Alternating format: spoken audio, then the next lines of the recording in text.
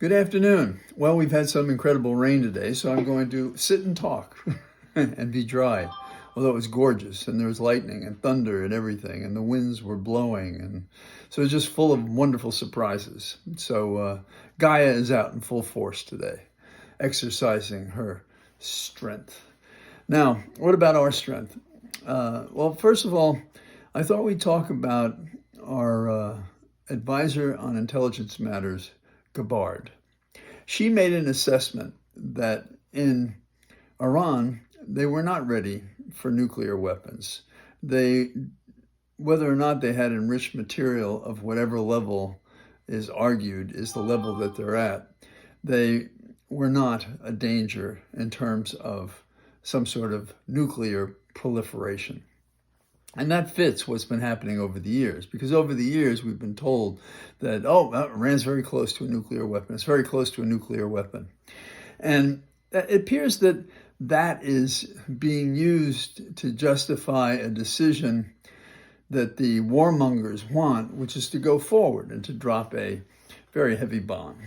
Now, the general who spoke in a closed session of Congress, I believe today, said that he compared this to a football game. Why do guys always use games, which in fact don't measure up? But okay, here's what he said. He said, you're marching down a field and you get at the 1 yard line. What are you going to do? You're going to use it. You're going to go forward, right? Well, okay, now stop the music. What is your object to use? Are you enriching it as a deterrent for others invading you that you have a nuclear weapon? In other words, to make a weapon doesn't mean you're going to use it. And that's further compounded by the fact that we don't believe they can use it. So this is, like many other wars, apparently a pretext. The most recent one being the experience with Iraq, weapons of mass destruction. You may remember Bush joking, very funny he thought, after all the bodies and all the warring and the regime change and everything, he's laughing, where is WMD? Where is it? Where's it hidden? I'm looking for it, like it was a joke. When careers were destroyed by people who said there was no such thing. And here we are again, and this time it's Israel telling us what they have been saying over the years and in briefings, including one with Trump months and months ago, and saying, they're on the border, they're just about to have a nuclear weapon. So we should have people who are competent to function to advise us what is really going on, because I think I've mentioned before, I have a master's in information science, which in my opinion means only all the hours that we spent at it. You think about a problem, you break down the pieces of it, you try to figure out what is the truth, what are the facts, and at the end of the day, you weigh your alternatives and you act upon them. And you are even free, using the electronic tools we had, to ignore what the system tells you and to go ahead and do something anyhow. Sort of like life, And when you're doing something like this, then it matters what the inputs are. And there's this expression, GIGO, garbage in, garbage out. If you start with garbage, that is, you ignore what Gabbard said as your national intelligence expert, and you just go by your gut because you have an outcome determinative that you want to reach, and you don't really care what the facts are. And yes, I'm talking about Trump. So this is the state of affairs, and Trump is getting cold feet again, I think, and that's good for America in this sense. If he is afraid to go forward, he may accidentally, for the wrong reasons, make the right decision. And that's a pretty sad state of affairs for any government, particularly ours, who has prided itself, despite partisan and ideological differences over the years, making decisions that favored the nation. Now, I don't think Iraq was one of those. I don't think Vietnam was one of those. There are other examples. And so even when we have the best and the brightest, or those who appear to be, we don't always have the best decisions because of the ideology. Now, let's transfer from over in the Middle East to closer to home, the LA Dodgers did something interesting. They blocked the federal ICE agents from entering the stadium where there's a game going to be played, and ICE wanted to access the parking lots. Now, some of you may not have seen The Godfather, but one of the objections by the mob in the movie was people coming through the parking lot and taking down pictures and writing numbers and stuff like that. So is this what ICE planned to do under the pressure to have 3,000 migrants ousted a day in order to reach their target in the millions? I don't know. But that's what we have. And the Dodgers, who are going to play the Padres, and as far as I know, that game is on schedule. They also turned to the ICE and they said, go home. That is, demonstrators said that outside. Go home, go home. Now, let's go back again to the Middle East. Trump has demanded unconditional surrender. What does that normally mean? It means you do what we tell you to do or we destroy you.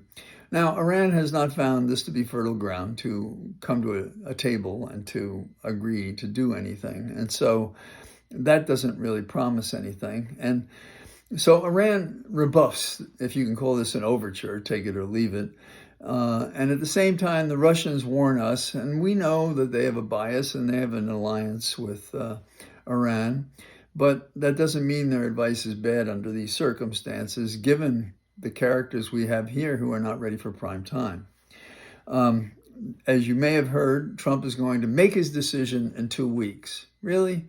I mean, whatever happened to the notion that you don't let people know when you may make a decision? Well, apparently Trump didn't get that memo for all of his great dealings and stuff like that. You may have heard about the SpaceX Starship. Oops, it blew up at 11 p.m. last night. And I don't know, is Elon Musk being paid for that? They were testing rockets. I guess that's a failure, right? If this thing blows up, then those are not good rockets.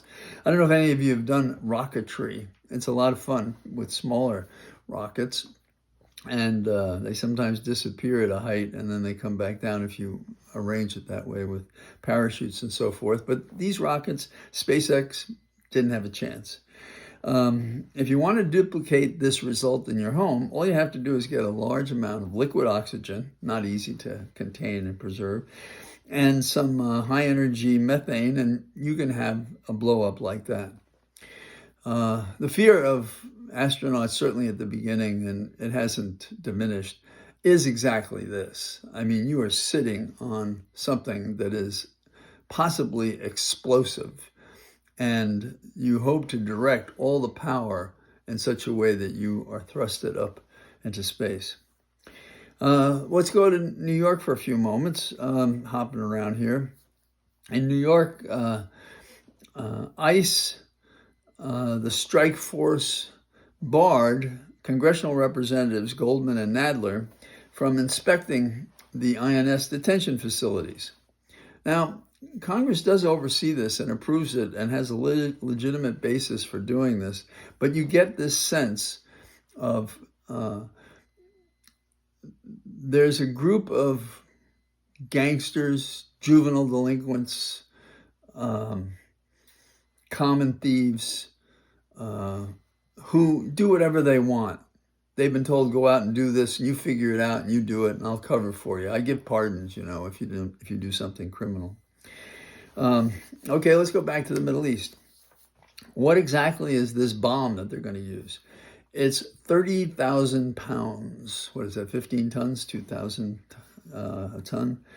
And as I understand, there's only one plane in the world that can carry the bomb to drop it, and it's a B-2 bomber.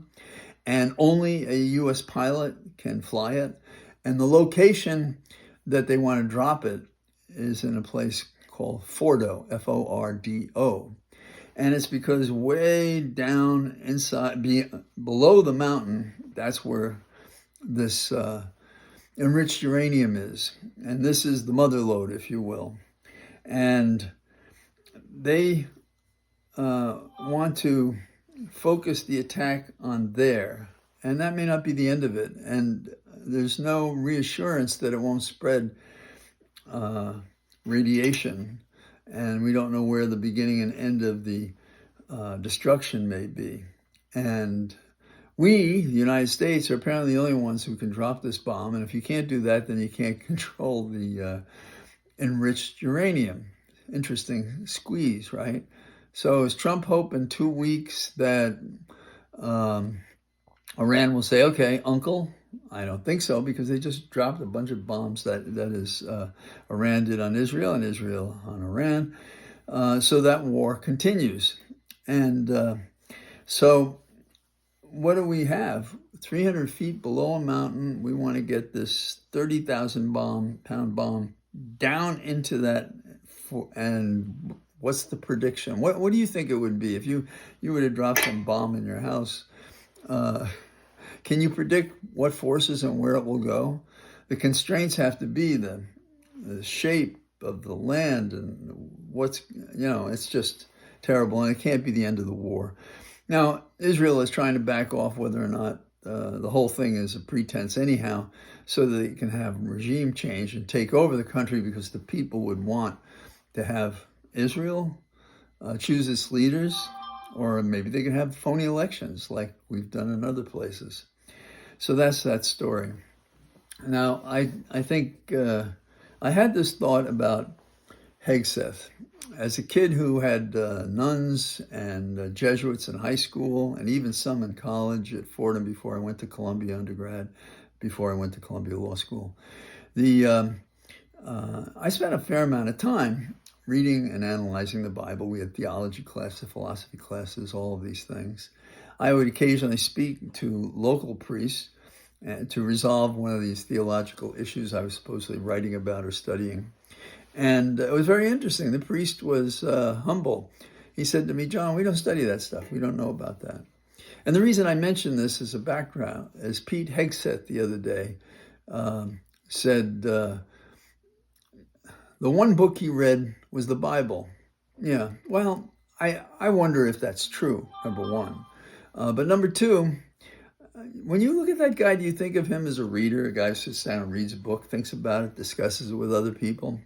Don't you think that anybody who would head our defense should have that ability? As a kid, there were these strategy games, and I would write and get them, and they were fascinating and so forth. Now, would that mean I should be the head of some military operation? No. But if you don't have an interest, a curiosity in that kind of thing, to do it at the level with the applications and methods that they have these days to analyze a situation, where are you? But our commander-in-chief is mentioned in the Bible. Now, you may not have known that, and I can't trust my memory, so I'm going to read you the King James Version of the reference to Trump. That is, Trump as a person who exists in the world and how he should be treated. And the Psalms are often a very safe place to go. A lot of wisdom in there. Now, Pete, I'm sure, has never opened the book and looked to Psalm 52 and looked starting at paragraph sentence 2. And it goes like this. Thy tongue deviseth mischiefs, like a sharp razor, working deceitfully. Isn't that beautiful? Now, who does that sound like? Does that sound like Trump? I think it does. Mischiefs, deceitfully. Okay, now, 3. Thou lovest evil more than good. Wow, that's spot on Trump, right? And lying rather than to speak righteousness. You know, everybody acts as if this is the first time this has ever happened on earth. And I guess that's because a lot of people don't read the Bible and thousands of other books. Goes on, here's God. God shall likewise destroy thee forever. He shall take thee away and pluck thee out of thy dwelling place. Is that the Oval Office? And root thee out of the land of the living. Isn't that something? I'm waiting for that moment. I think that should come quicker. The righteousness also shall see and fear and shall laugh at him. And we do that every evening now. That is, there are comics who have managed to synthesize the awkward, absurd things that are going on that may provoke you to laugh, but also cause you to shun him because he is and does these things. So the righteous, you and I, shall see and fear and shall laugh at him.